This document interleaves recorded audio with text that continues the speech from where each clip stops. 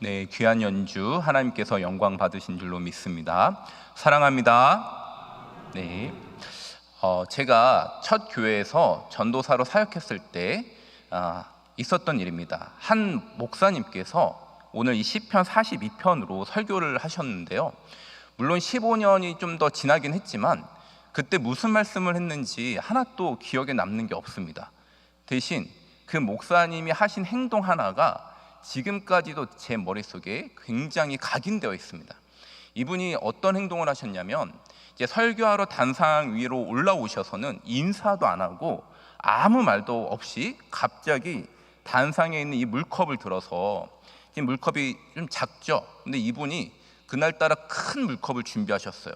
그리고는 아무 말 없이 벌컥 물을 원샷 해버리는 거예요. 굉장히 당황스러웠지만 그 모습이 너무 시원해 보이고 너무 맛있게 드시고, 다 드셨을 때 얼굴에 생기가 돋는 듯한 모습이 보였습니다. 그러면서 이분이 하시는 말이, 자기가 시편 42편을 설교하기 위하여 24시간 동안 물을 마시지 않았습니다. 국도 안 마셨고 음료도 안 마셨습니다. 이렇게 이야기를 하는 겁니다. 이 설교 한 편을 위해서 조금도 수분을 섭취하지 않는 그 모습이 굉장히 열정적이고 각인되어 있습니다. 여러분, 저는 물 충분히 마시고 왔습니다. 오늘 아침에 모닝커피, 믹스커피까지 마시고 전혀 문제 없습니다. 여러분, 걱정하지 않으셔도 됩니다.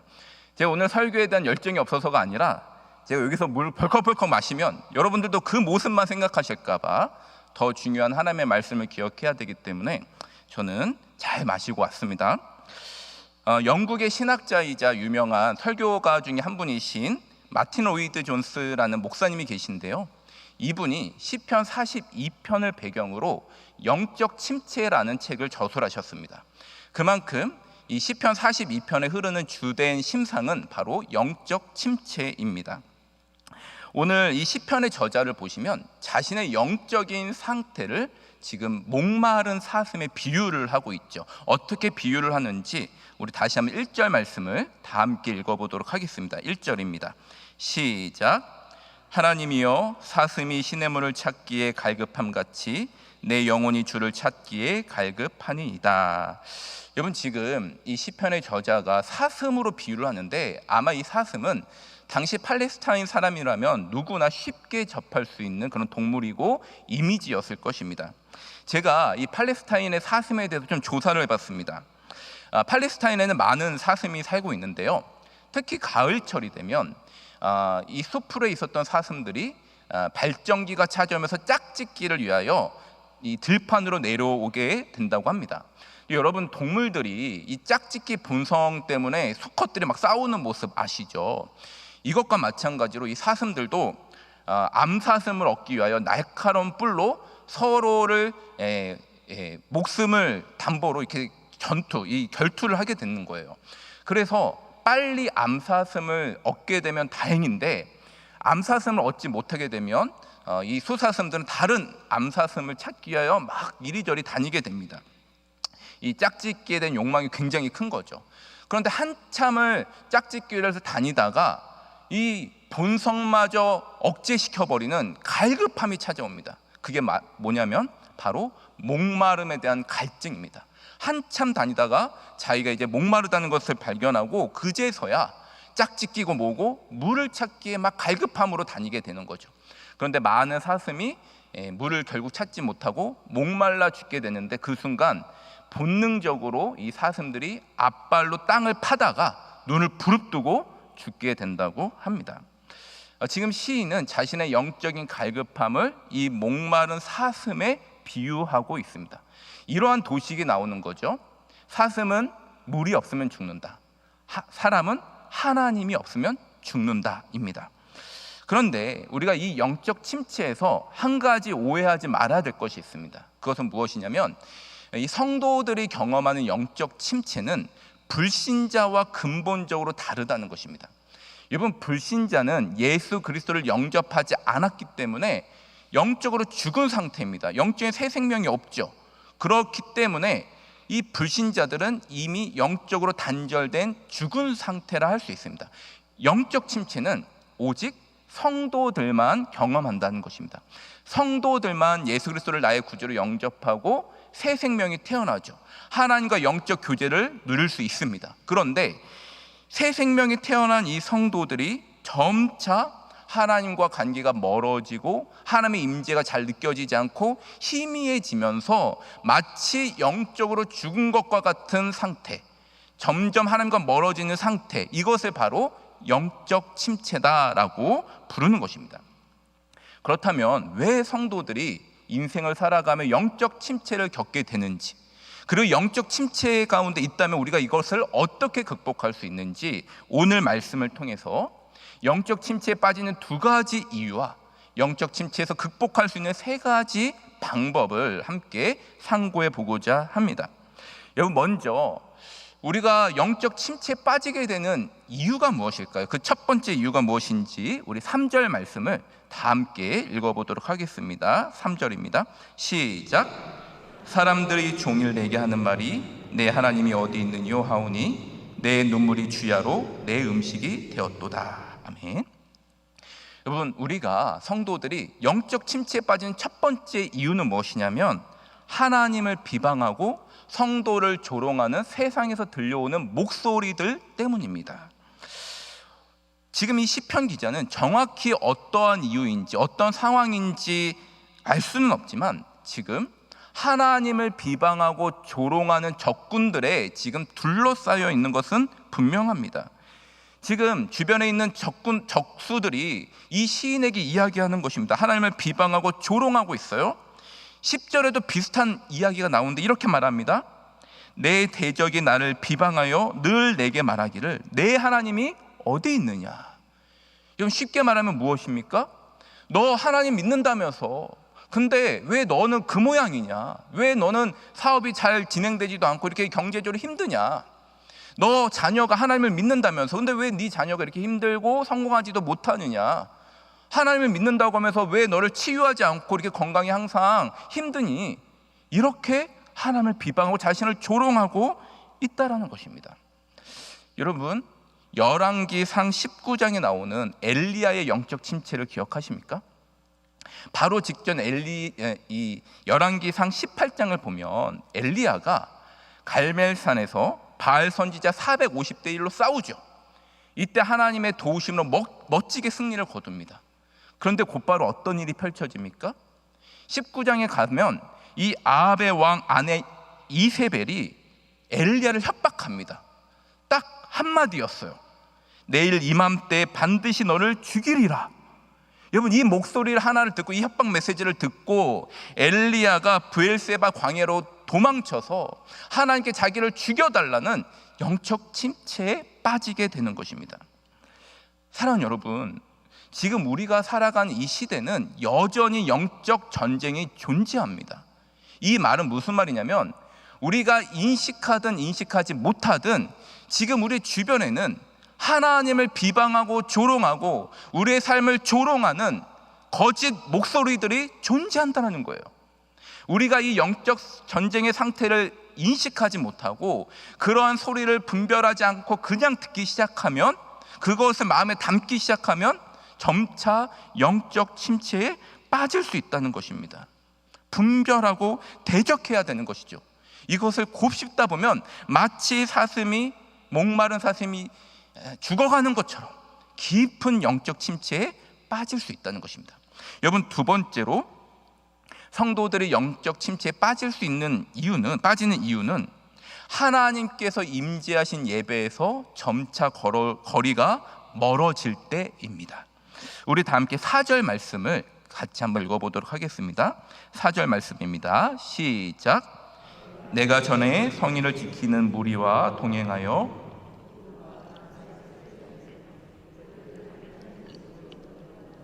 이제 이 일을 기억하고 내 마음이 상하는도다. 여러분, 지금 시편의 상황과 이 시편 저자의 상황과 배경은 알 수 없지만 지금 이 시편의 저자는 하나님의 존전에 나아가지 못하고 있는 상황이 지금 펼쳐지고 있습니다. 하나님의 임재가 충만한 그 예배의 자리에서 단절되어 있어요.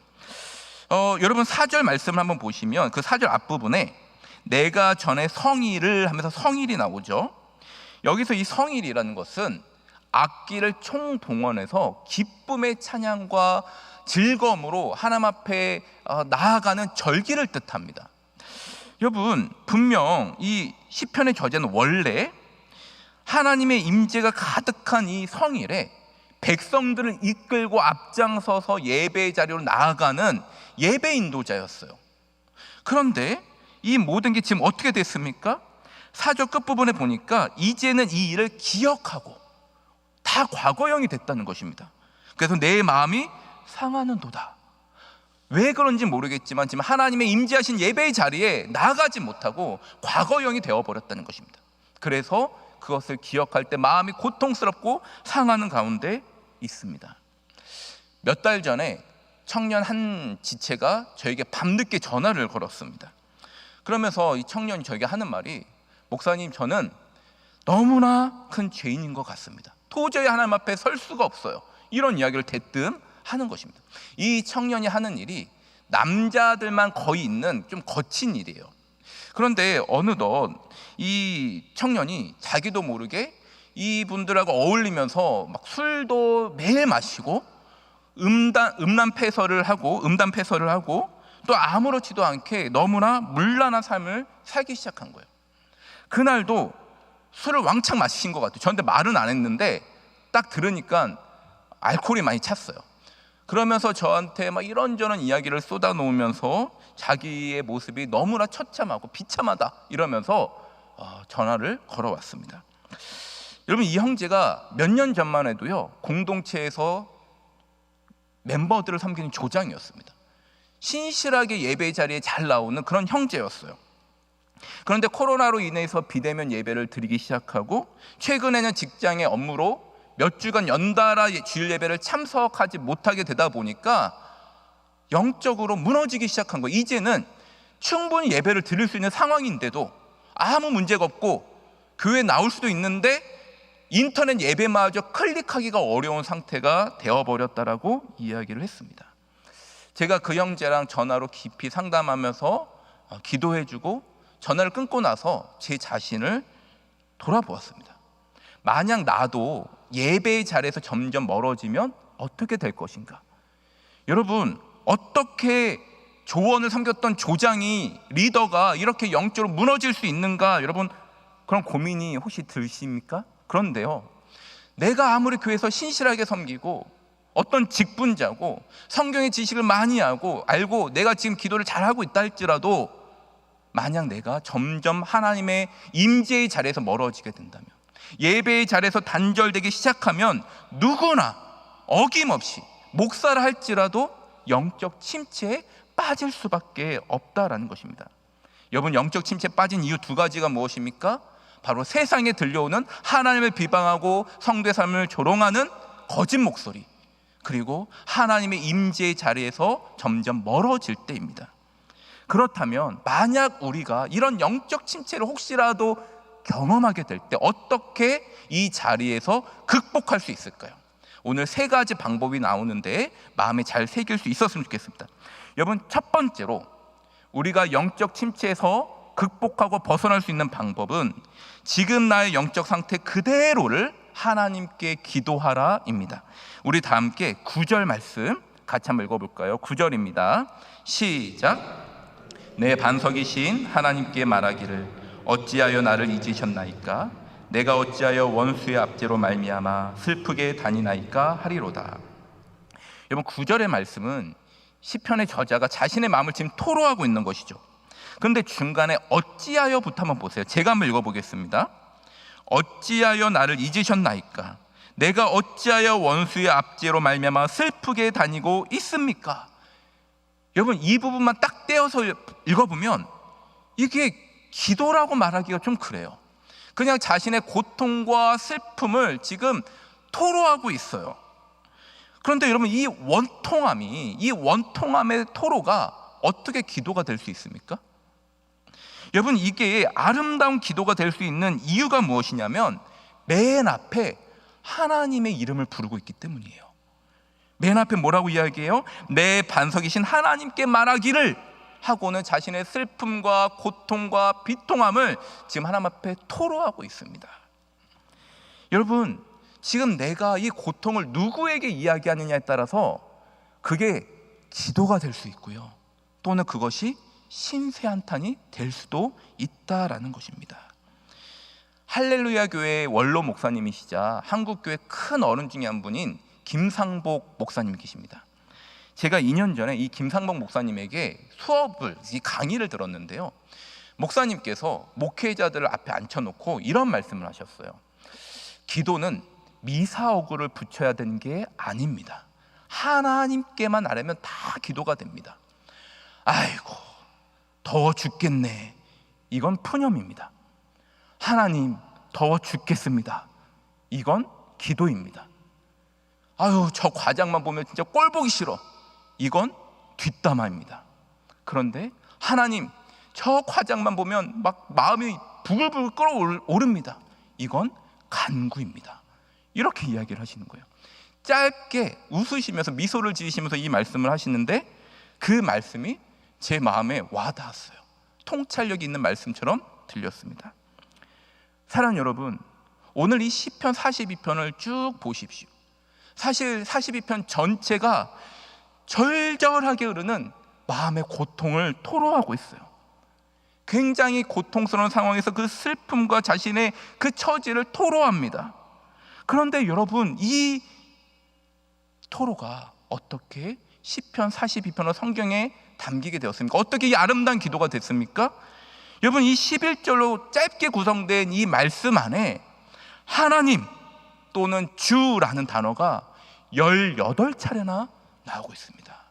시편의 저자는 자신의 이 상한 마음을 하나님을 기억하며 하나님께 토로하는 기도를 드리고 있다는 것입니다. 바로 그 자리에서부터 영적인 회복이 시작되는 것입니다. 여러분, 우리 주변을 한번 보십시오. 내가 고통스럽다고, 내가 어떤 어려움에 처해 있다고 다 주님을 찾지 않습니다. 어떤 분들은요, 고통이 찾아오면, 슬픔이 찾아오면, 낙심이 되는 일이 있으면 오히려 교회를 떠나요. 하나님을 떠나고 마음이 강팍해지는 사람이 있어요. 하나님을 의지 않고 사람들을 의지하는 사람이 있어요. 그런데 바로 이 순간에도 하나님을 기억하며 하나님 앞에 나와 토로하는 바로 그 자리에서 하나님의 새로운 역사, 새로운 영적 회복이 시작될 수 있음을 믿으시기 바랍니다. 여러분, 혹시 마음에 슬픔이 있습니까? 어려움이 있습니까? 영적 침체 가운데 있습니까? 그 자리에서 하나님께서 새로운 역사를 시작할 수 있음을 믿으시기 바랍니다. 주님을 기억하고 하나님을 향해 우리의 마음을 털어놓음으로써 하나님의 새로운 영적 회복과 더 나아가 영적 충만함이 우리 가운데 나타날 수 있기를 주님의 이름으로 축복합니다. 두 번째로 영적 침체를 극복할 수 있는 방법은 바로 찬양으로 영적 침체를 극복하라입니다.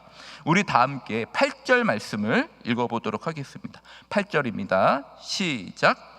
낮에는 여호와께서 그의 인자하심을 베푸시고 밤에는 그의 찬송이 내게 있어 생명의 하나님께 기도하리로다. 아멘. 여러분, 놀랍게도 이 시인은 지금 자신이 고통 가운데 있는데도 찬양을 그치지 않아요. 5절과 11절도 보시면 끝부분에 하나님을 찬송하고 있습니다. 오늘 8절에도 찬송에 대해서 이야기하는데요, 여러분, 이 찬송을 자세히 보면 어떤 찬송이냐면 하나님을 향해 나의 감정을 고백하는 찬송이 아니에요. 여러분, 상식적으로 생각해 보세요. 지금 영적 침체 가운데 있습니다. 고통 가운데 있습니다. 그러니 당연히 기쁨과 즐거움의 고백이 좋은 내용이 나올 수가 없어요. 그런 찬양이 안 나오죠. 그러면 지금 무엇을 찬송하고 있죠? 바로 하나님의 인자하심과 생명의 하나님을 찬양하고 있어요. 변하지 않는 하나님의 성품, 하나님의 인격, 진리 말씀 그대로를 찬양하고 있다라는 것입니다. 여러분, 여기서 인자하심이라는 것은 하나님의 인애와 자비를 뜻하는 헤세드라는 단어가 쓰였고요, 생명의 하나님은 생사화복을 주관하시는 하나님입니다. 여러분, 찬양의 가사에는 제가 생각할 땐 크게 두 종류가 있는 것 같아요. 하나는 하나님을 향해 나의 감정을 고백하는 찬양입니다. 그리고 또 다른 찬양의 가사는 변하지 않는 하나님의 인격과 성품 그 자체, 전능하신 하나님, 생명의 하나님, 전능하신 하나님, 그리고 변하지 않는 그 말씀, 진리의 말씀을 선포하는 찬양이 가사가 있다고 생각이 듭니다. 그런데 여러분, 우리의 감정은 너무 쉽게 변해요. 너무 연약해요. 영적 침체에 있을 때 하나님 앞에 나의 감정을 담은 찬양을 고백하기가 어려워요. 한다 할지라도 진심이 담기기가 어렵다는 것이죠. 여러분, 이럴 때는 변하지 않는 하나님의 인격과 성품, 진리 그 자체를 선포하는 찬양을 한번 드려보십시오. 사실 이거는 제가 제일 많이 사용하는 것 중에 하나입니다. 저는 개인적으로 마음이 어렵고 낙심이 될 때 기도가 잘 나오지 않습니다. 저도 찬양이 잘 나오지 않아요. 그러면 제가 하는 방법은, 저희 집에 저 혼자 조용히 있을 수 있는 이 독방인데, 이게 장소가 있는데 거기 가서 찬양을 일단 틀어놓습니다. 여러 곡의 찬양을 듣지 않아요. 뭐 나의 감정을 담는 그런 찬양을 듣지 않고 하나님의 인격, 성품, 전능하신 하나님, 변하지 않는 그 하나님에 대한 찬양을 한두 곡을 계속 반복해서 듣습니다. 그렇게 듣다 보면 나의 상황과 나의 어떠함과 상관없는 변하지 않는 그 하나님, 그 하나님의 인격, 그 하나님의 성품, 그 놀라운 진리의 말씀이 어느덧 나의 입술을 열어 하나님을 찬양하게 해요. 그 하나님을 고백하게 해요. 그리고 그 하나님이 나의 영혼을 만지심을 경험합니다. 내 입술을 열어 찬양하고 기도하다 보면 그 하나님이 나의 무너졌던 그 마음을 회복시키시고 새롭게 하시는 것입니다. 왜냐하면 변하지 않는 그 진리 하나님은 우리의 그 어떠한 상황도 단번에 변화시킬 수 있는 능력이 있기 때문입니다. 여러분, 하나님을 찬양함으로써 영적 침체를 극복할 수 있기를 주님의 이름으로 권면드립니다. 마지막 세 번째는 성령 하나님의 말씀을 내 영혼에 선포하라입니다. 우리 다 함께 5절 말씀을 함께 읽어보겠습니다. 시작. 내 영혼아, 내가 어찌하여 낙심하며 어찌하여 내 속에서 불안해하는가. 너는 하나님께 소망을 두라. 그가 나타나 도우심으로 말미암아 내가 여전히 찬송하리로다. 아멘. 마지막 11절에도 거의 동일한 말씀이 반복되고 있습니다. 5절과 11절에서 이 시인의 저자는 자신 스스로에게 지금 선포하고 있어요. 어찌 보면 5절과 11절은 그냥 자기가 자기에게 어떤 독백처럼 하는 말 같지만, 사실은 성령 하나님께서 이 시인의 저자에게 들려주시는 말씀을 자신에게 선포하고 있는 것입니다. 사랑하는 여러분, 우리 주변에는 두 종류의 소리가 있습니다. 하나는 하나님을 대적하고 조롱하고 성도의 삶을 비방하는 거짓 목소리입니다. 그런데 이 목소리를 마음에 품다 보면 영적으로 무너지고 침체에 빠진다는 거예요. 반면에 또 다른 목소리가 있는데 바로 성령 하나님께서 우리에게 들려주시는 목소리입니다. 여러분, 하나님께서 들려주시는 목소리에 귀를 기울이고 마음에 품고 곱씹다 보면 그 말씀이 영적 침체에서 나를 벗어나게 할 뿐만 아니라 영적인 회복과 충만함에까지 이르게 합니다. 왜냐하면 하나님의 말씀에는 능력이 있기 때문입니다. 여러분, 히브리서 4장 12절 말씀입니다. 하나님의 말씀은 살아있고 활력이 있어 좌우의 날선 어떤 검보다도 예리하여 혼과 영과 및 관절과 골수를 찔러 쪼개기까지 하며 또 마음의 생각과 뜻을 판단하시나니. 여러분, 이 말씀을 믿으십니까? 하나님의 말씀 한 절이 우리의 영혼을 회복시킨다는 사실을 여러분 확신하십니까? 여러분, 일본에요, 눈 깜빡이는 시인이라는 별명이 붙은 미즈노 겐조라는 시인이 있습니다. 이 미즈노 겐조라는 사람이 지금은 돌아가셨어요. 그런데 이분이 11살 때 홍역을 앓다가 고열로 인해서 그만 전신마비 판정을 받게 됩니다. 그래서 아무 움직임도 할 수 없고 말도 할 수 없는 처지가 되었어요. 그냥 눈만 깜빡일 수 있게 됐습니다. 그래서 이 어머니가 벽에 붙여놓은 그 일본어 자음 모음이 지나갈 때마다 눈을 깜빡거려서 자기가 하고 싶은 말을 표현하는 정도였어요. 그런데 이런 전신장애를 가진 지 5년 후에 자신이 살고 있던 마을에 어떤 목사님이 찾아와서 복음을 전해주시고 복음을 받게 됩니다. 그리고 그때부터 이 미즈노 겐조가 눈을 깜빡이면서 하나님을 향한 찬양, 하나님을 향한 시를 쓰기 시작합니다. 그가 쓴 여러 시 중에 말씀이라는 짤막한 시가 있는데 제가 이 시를 잠깐 소개해 드리겠습니다. 하나님, 오늘도 말씀해 주세요. 단 한마디뿐이어도 좋습니다. 내 마음은 작아서 많이 주셔도 넘쳐버려 아까우니까요. 사랑하는 여러분, 하루에 한 말씀이면 충분하다는 이 고백에 여러분 아멘이 되십니까? 아무것도 움직일 수 없어요. 아무 말도 할 수 없어요. 그런데 하나님이 들려주신 진리의 말씀 한 절이면 자신에겐 충분하다, 자신의 영혼은 만족하다라고 이 시인이 지금 고백하고 있는 것입니다. 사랑하는 여러분, 오늘 하나님의 말씀 한 절 받으셨습니까? 이번 주 우리에게 들려주시는 하나님의 말씀 한 절 여러분 기억하십니까? 주일날 담임 목사님께서 선포하신 그 하나님의 말씀 여러분 기억하시고 곱씹고 내 영혼에 선포하고 계십니까? 우리 교회는 참 좋은 게 주중에 온전한 말씀이 한 번 더 우리에게 전달됩니다. 여러분 너무 쉽게 지나치지 마십시오. 그냥 한 번 듣는 것으로 멈추지 마십시오.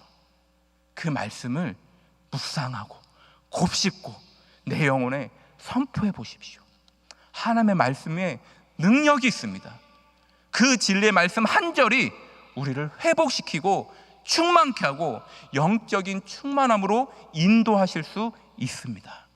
사랑하는 여러분, 오늘 영적 침체에서 벗어날 수 있는, 극복할 수 있는 세 가지 방법 마음에 담고 적용해 보시기를 권면드립니다.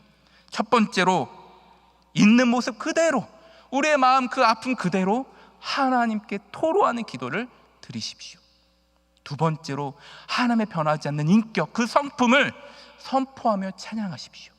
그리고 세상의 목소리가 아니라 성령님께서 들려주시는 목소리에 귀를 기울이고 그 한 절의 말씀을 마음에 품고 곱씹고 묵상하십시오. 그러면 이 어려운 가운데서도 하나님이 저와 여러분들을 풍성한 영적 충만의 길로 인도하시고 회복시켜 주실 줄로 확신합니다. 아멘. 다 함께 기도하시겠습니다.